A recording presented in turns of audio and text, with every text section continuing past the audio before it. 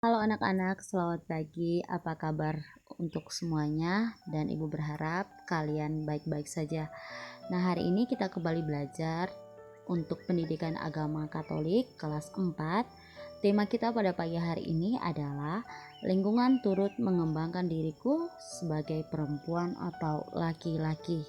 Anak-anak Ibu yang terkasih, sebelum kita memulai pelajaran kita pada pagi hari ini, marilah kita berdoa. Mari kita hening sejenak, menyiapkan hati kita untuk berdoa. Dalam nama Bapa dan Putra dan Roh Kudus. Amin.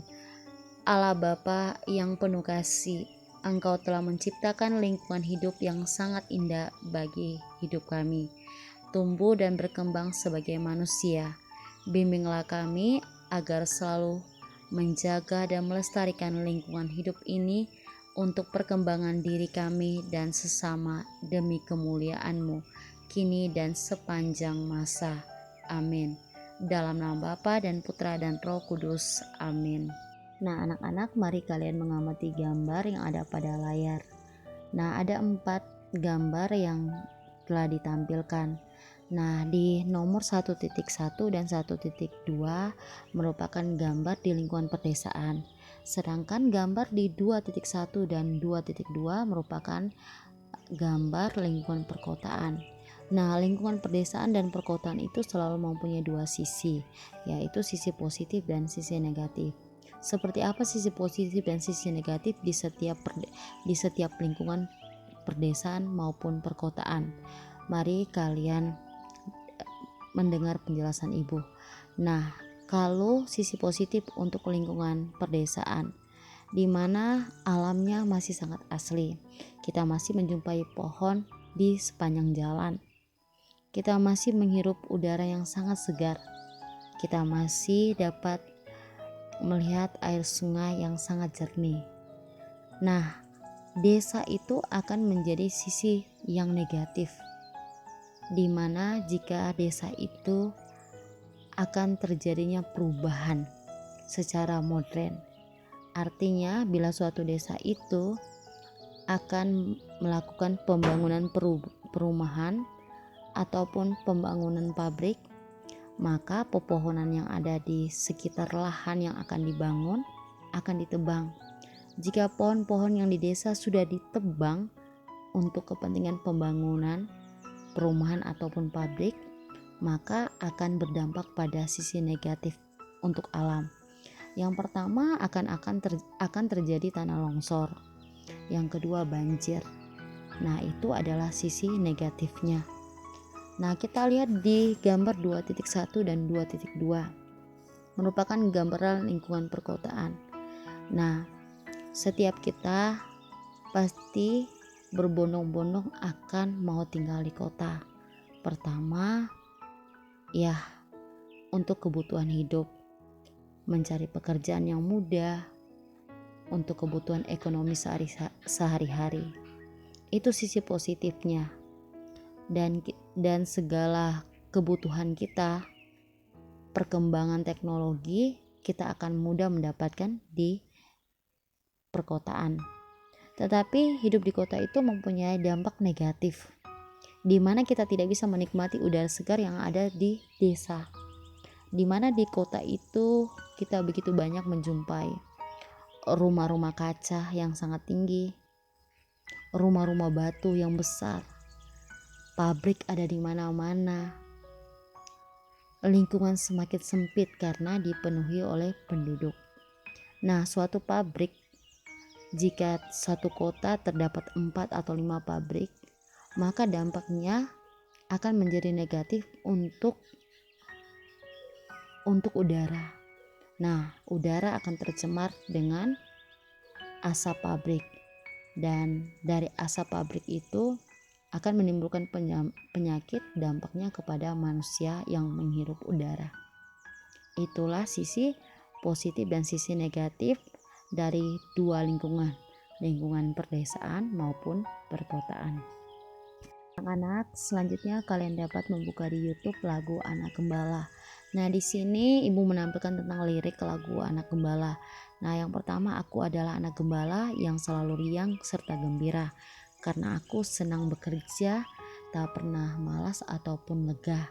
Di bawahnya setiap hari kubawa ternak ke padang rumput di kaki bukit. Rumputnya hijau, subur dan banyak. Nah, Ibu yakin lagu ini kalian sudah hafal. Ya, ini lagu anak-anak ya, biasanya anak TK kelas 1 itu sering hafal lagu ini. Nah, lagu ini mau menggambarkan bahwa tentang lingkungan alam. Dari lagu Anak Gembala ini sudah kita langsung tahu bahwa bicara anak gembala merupakan lingkungan yang berada di perdesaan, karena tugasnya seorang gembala itu memberikan hewannya makan rumput. Nah, pasti dia harus ke padang rumput ya, ataupun ke bukit-bukit yang ada rumputnya untuk memberi ternaknya makan.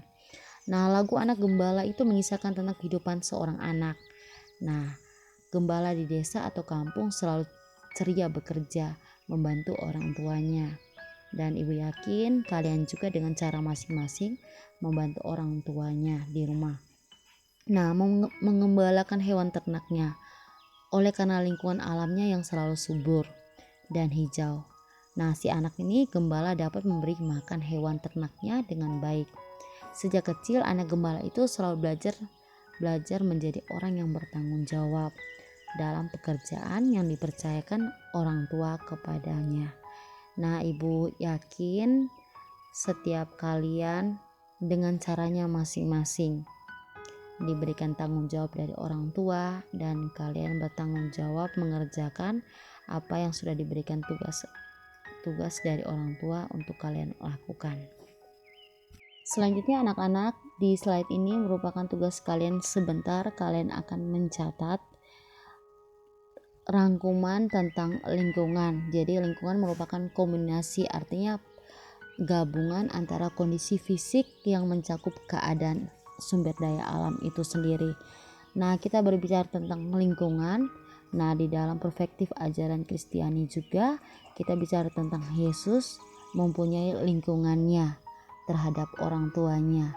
Jadi tidak hanya kita yang saat sekarang ini saja, tetapi Yesus juga mempunyai lingkungan sendiri ya, tentang kepatuhan dia terhadap orang tuanya. Sebentar kalian akan mendengarkan kitab suci di mana Yesus bersama orang tuanya ke Bait Allah di Yerusalem. Jadi setiap tahun Yesus itu selalu mengikuti tradisi kedua orang tuanya, di mana di Yerusalem itu setiap tahun selalu merayakan Paskah. Nah, walaupun Yesus tinggal di Nazaret, tetapi Yesus itu akan ke Yerusalem karena orang tuanya keturunan dari Yerusalem, maka mereka akan ke Yerusalem untuk mengikuti tradisi nenek moyang mereka, yaitu merayakan Paskah di Yerusalem. Mari kalian buka kitab suci di Injil Lukas bab 2 ayat 41 sampai 52. Nah, ini kalian baca di mana Yesus bersama orang tuanya ke Bait Allah di Yerusalem.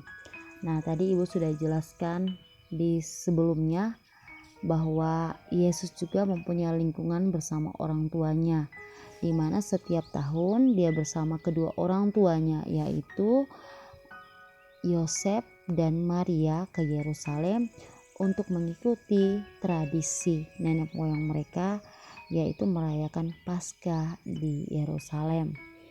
Jadi kita berbicara lingkungan, tidak hanya lingkungan kita saat ini, tetapi juga di dalam Injil, di dalam kitab suci juga menggambarkan bahwa Yesus juga mengalami hal yang sama yang kita alami saat ini.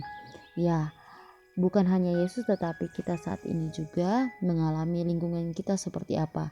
Lingkungan dalam rumah, artinya dalam keluarga, lingkungan tetangga kita, lingkungan sekitar kita, dan lingkungan sekolah ataupun lingkungan dimanapun kalian berada, merupakan lingkungan mempunyai tradisi atau khasnya masing-masing atau kebiasaannya masing-masing. Selanjutnya merupakan rangkuman dari materi kita pada hari ini adalah tentang lingkungan turut mengembangkan aku sebagai perempuan atau laki-laki. Nah, kita tahu bahwa Yesus itu adalah anak Allah yang datang ke dunia menjadi manusia, sama seperti kita. Dia dilahirkan sebagai manusia di dalam sebuah keluarga. Nah, kita juga terlahir di dalam sebuah keluarga. Ada ayah, ada ibu, ada kakak, dan ada adik. Oleh karena itu, Yesus mengikuti tradisi orang tuanya atau suku bangsa serta tradisi agamanya. Nah, pada saat Yesus itu umur 12 tahun, nah tradisi dalam keluarga Yesus waktu itu adalah setiap tahun mereka harus ke Yerusalem untuk merayakan Paskah. Nah, pada usia 12 tahun itu Yesus bersama kedua orang tuanya pergi ke Bait Allah yang waktu itu ada di Yerusalem. Nah, ia tertinggal di sana. Buat apa dia di sana? Dia tertinggal di sana. Waktu itu setelah merayakan Paskah, tradisi keluarga Yesus, nah kedua orang tuanya pulang. Pada saat perjalanan pulang, ternyata Yesus tertinggal di Bait Allah. Nah, Yesus tertinggal di sana ketika keluarganya harus kembali ke Nazaret. Ya, Yesus dia lagi asik berdiskusi dengan para alim ulama. Artinya waktu itu para pemuka agama yang ada di sana. Nah, kedua orang tua Yesus, Yosef dan Maria, bingung, khawatir, dan mereka sibuk mencari dia karena mereka tidak menemukan Yesus waktu itu tidak bersama dengan mereka. Dan ternyata Yesus sedang duduk berdiskusi dengan ahli-ahli Taurat di dalam Bait Allah. Ketika orang tuanya mengajak dia untuk kembali ke rumah mereka, Yesus juga taat dan hormat kepada orang tuanya. Yesus juga sudah tahu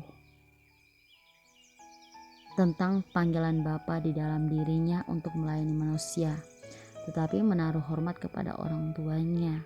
Jadi Yesus saja menghormati, mentaati kedua orang tuanya, dan kita juga diminta untuk menghormati kedua orang tua kita. Ia tidak memutuskan diri sendiri untuk tetap berada di dalam Bait Allah, tetapi Yesus memilih untuk kembali bersama orang tuanya. Dia menunggu waktu yang tepat sesuai dengan rencana Bapa untuk melayaninya. Yesus tetap berada di bawah asuhan orang tuanya karena dia menaruh hormat kepada mereka.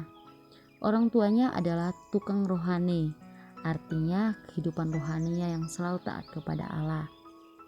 Ketika Yesus menghargai orang tuanya, maka hikmah yang Yesus dapatkan adalah Yesus semakin bertambah iman akan Allah, taat kepada Allah, dan dia selalu dikasihi oleh Allah dan manusia. Nah, rangkuman ini akan kalian catat di buku catatan agama kalian.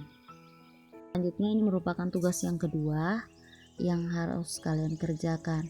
Nah, di tugas kedua ini ada 3 pertanyaan. Nah, 3 pertanyaan ini berdasarkan Injil Lukas bab 2 ayat 41 sampai 52. Pertanyaan yang pertama adalah apa tradisi yang biasa dilakukan oleh orang tua Yesus setiap tahun?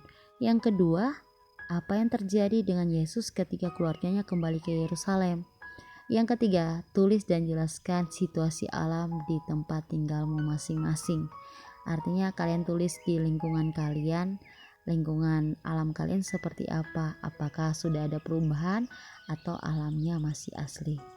Nah, setelah kalian jawab, nah seperti biasa kalian kumpulkan, yaitu melalui foto dan kirim melalui WA Japri. Baik anak-anak, untuk materi kita pada pagi hari ini sampai di sini. Ibu ucapkan terima kasih atas perhatiannya untuk hari ini. Ibu juga mengucapkan selamat belajar dan tetap menjaga kesehatan. Sampai berjumpa lagi di pelajaran yang akan datang.